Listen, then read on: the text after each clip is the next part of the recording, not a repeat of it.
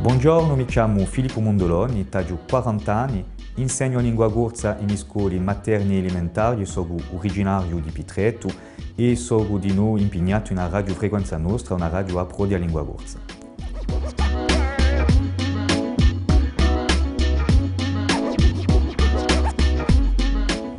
La corsa per me è soprattutto una terra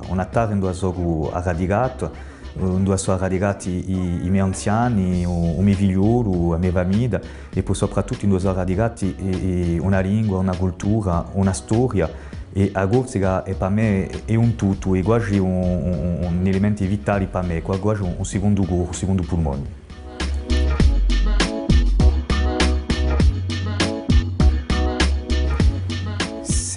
Il più bello ricordo per me sono i miei annati studentini. I miei annati studentini all'Università di Gorzi perché sono stati annati veramente in cui ho preso coscienza di ciò che noi siamo, di ciò che è la Corsica, di ciò che è questa lingua, il suo popolo per noi. Il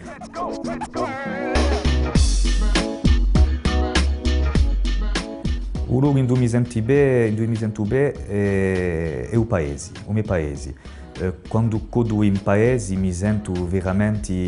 in casa mia, mi sento, tutto mi viene a mente, l'odore, i ricordi in cui mi mischiavo, mi nonna, i momenti di ghiaccia e tutti questi ricordi facili che sono veramente bei momenti in cui mi sento veramente bene.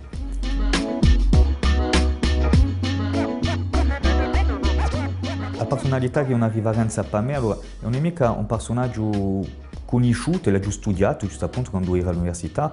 e quel che sia abbastanza sconosciuto in Corsica e finalmente Sebastiano Augusta perché è stato un uomo che ha preso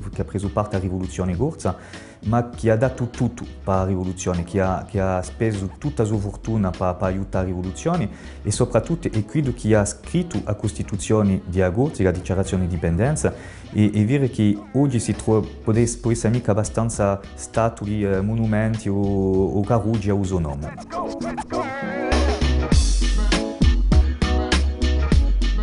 Allora, se sono realista dico che sono assai pessimo perché abbiamo una società che si trasforma come tutte le altre società di più in più americanizzate di radio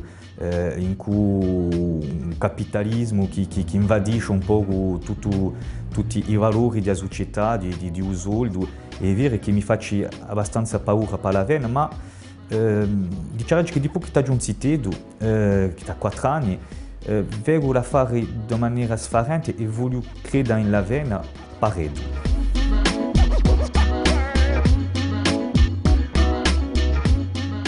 A Corsica non ha parola, dico una mamma perché come un parente abbiamo sempre una leia forte in cuneda e quando ci andiamo abbiamo sempre bisogno di tornare ritrovarla e c'è un proverbio in Corsica che dice che l'acqua corre ma usando i stringhi, vale a dire che abbiamo sempre questa leia potente in questa terra, in quella Corsica e per me è come una mamma, una leia veramente potente che non si può disfare.